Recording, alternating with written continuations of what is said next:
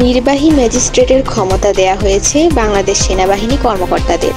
1812 ধারা 1 অনুযায়ী 2 মাসের জন্য এই ক্ষমতা দিয়ে মঙ্গলবার জনপ্রশাসন মন্ত্রণালয় প্রজ্ঞাপন জারি করে। ক্ষমতায় থাকাকালীন সরাসরি তল্লাশি করতে পারবে সেনাবাহিনী নির্বাহী ম্যাজিস্ট্রেটের ক্ষমতাপ্রাপ্ত কর্মকর্তারা।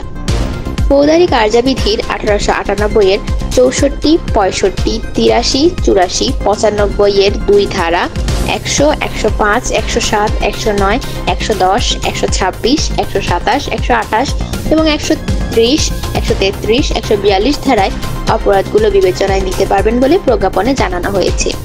এই 17টি ধারা অনুযায়ী সংঘটিত অপরাধের ক্ষেত্রে ক্ষমতা প্রয়োগ করতে পারবে প্রশাসন। প্রতিবেদনে বলা হয়েছে, ক্ষমতাপ্রাপ্ত নির্বাহী ম্যাজিস্ট্রেটরা বা সংশ্লিষ্ট জেলা ম্যাজিস্ট্রেটরা জেলা প্রশাসনের তত্ত্বাবধানে দায়িত্ব পালন করবেন। 5ই আগস্ট প্রধানমন্ত্রী পদ থেকে পদত্যাগ করে দেশ ছাড়েন শেখ হাসিনা এবং আশ্রয় নেন দিল্লিতে। তারপরই বিলুপ্ত হয় মন্ত্রিসভা। এর ধারাবাহিকতায় অন্তর্বর্তীকালীন সরকারের আদেশ অনুযায়ী বিভিন্ন আইন জারি করা হয়।